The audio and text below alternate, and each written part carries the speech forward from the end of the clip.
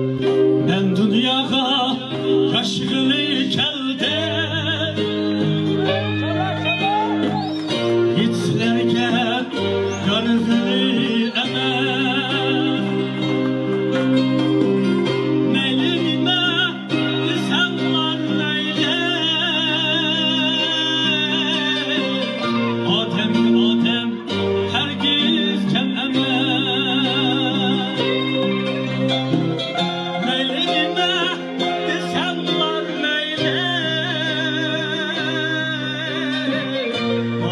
Adem herkes kendine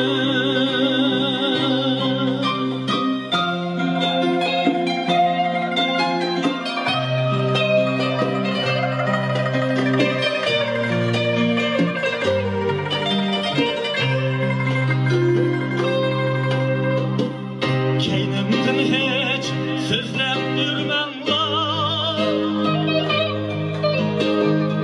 Hiç kimden bu yaşap bakmığa Men selerge yapmıgınımde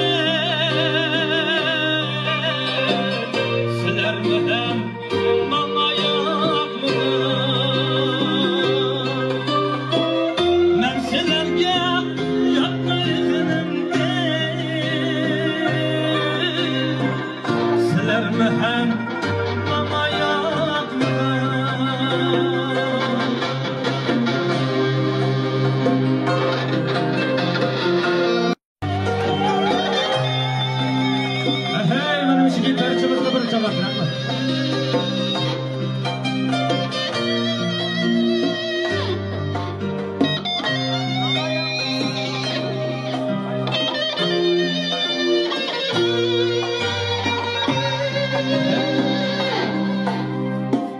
Dünya seni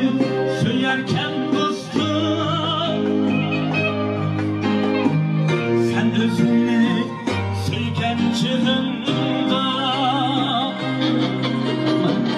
Dünya seni söylerken dostum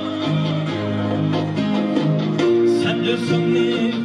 söyken çığında İlk şaka taş atarlar Meyislenme kılganlarına İlk şaka taş atarlar Meyislenme kılganlarına Meyislenme